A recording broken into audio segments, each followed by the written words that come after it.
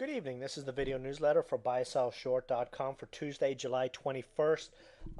Actually looked like we were going to get that pullback today. Market pulled back. We had an early gap, and then the market started fading. We had a lot of shorts start going short. A lot of people dump out of stocks, and yet again, it was the perfect environment for another short squeeze. That seems to be just another replay of what we saw last April. The short stop, the rally was over. It was overextended, low volume, a BS rally. They started moving in, and late in the trading session, they got bent over a barrel. We actually, let's flip over to the daily chart. We broke through the previous June highs today, which is technically very bullish. We had a double top breakout today. Uh, Volume wasn't too bad either. So, the shorts better be sweating here because if we see a break of 9K, we're off to the races. Actually, this is the first time in a while I've actually had to extend the chart. Here we're looking at a 1 year chart of the Dow. As you can see, last resistance was back early in the year at 9,088 before we began that tank. We're getting pretty close there. If we get a break above 9K, there really isn't any resistance until we get to the 9,500 area. So the market has been pretty boring over the last couple of weeks. This 10% rally that we've seen in the Dow has come with any real momentum. There's been pretty much no momentum anywhere. You've got a handful of tech stocks, a handful of large caps that have been leading the market higher, and traders, for the most part, have been just staying away from the small and mid cap stocks. That probably started to change late today. As you'll notice, I sent out trading alerts on GNBT.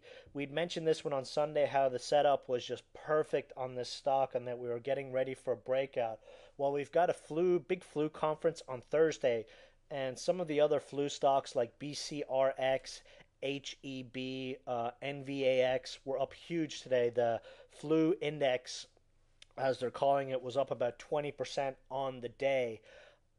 As has typically been the case over the last week on this rally, the secondary stocks like GNBT were sort of, hurting for traders to push it higher. Late in the day, that changed. And the reason I say this may be a game changer and a sign, biotechs lit the market up in April and May. Looks like biotechs are going to light the market up again, especially if we're able to break over 9K. So keep a close eye on that. Back to GNBT, just love the setup here. It is a perfect setup. As I mentioned in the alert today and in the video the other day, if you look at GNBT here, we got a positive MACD cross on this stock. The last 3 times we've seen a positive MACD cross on GNBT, we've seen an 800% or a 700% move, a 250% move, a 250% move. We got a positive MACD cross today. These moves came a day after the cross. So if we follow the previous trend, we'd be looking at GNBT to go ballistic in the next day. I hear traders a lot of time go, yeah, I don't want to play charts. It's too complicated. This is a perfect example of why I think charts are very useful. You don't need to know all the technical jargon that they throw around there. For the most part, it's bullshit. What you want to do is notice trends. The trend I've pointed out here is MACD. Every time this stock has gone on a big run, you look in the chart and you go, okay, what technical indicators were the same or similar the last 3 times? MACD. Positive MACD coincided with a huge run in the stock and a huge spike in volume. So, you don't have to know all the, silly jargon on stocks to look for trends in charts. Stocks and traders have a memory. They trade off of what happened before. If you're able to find those kind of trends, you're going to use it to your benefit. GNBT, nice ending close today. Just looking on this chart and how previous moves in this stock have started, we should see a nice big spike in this stock tomorrow and Thursday. And lo and behold, we've got an event play. We've got the flu conference.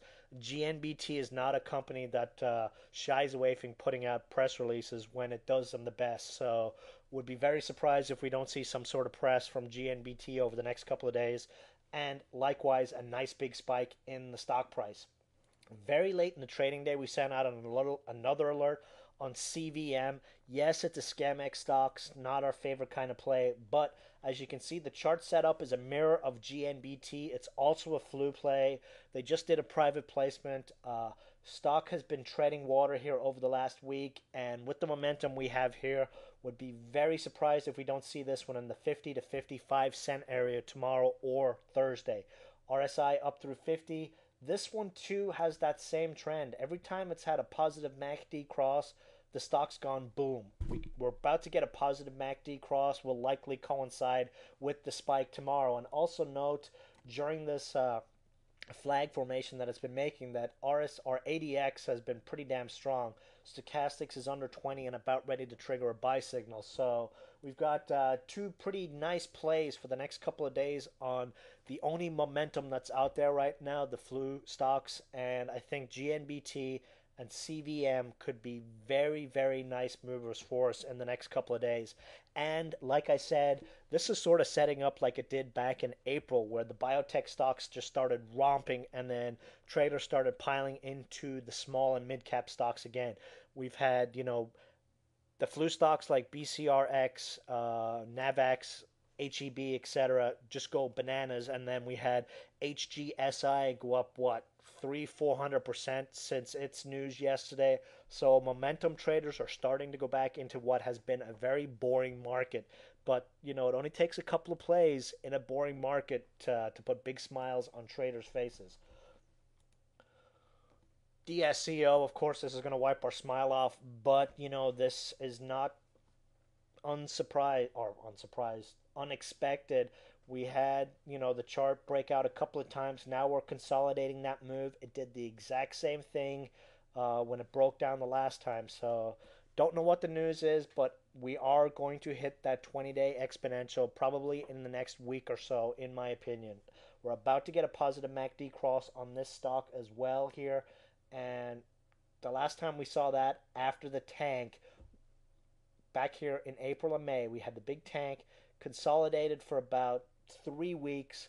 We got a positive MACD cross, and then the stock went up 75%.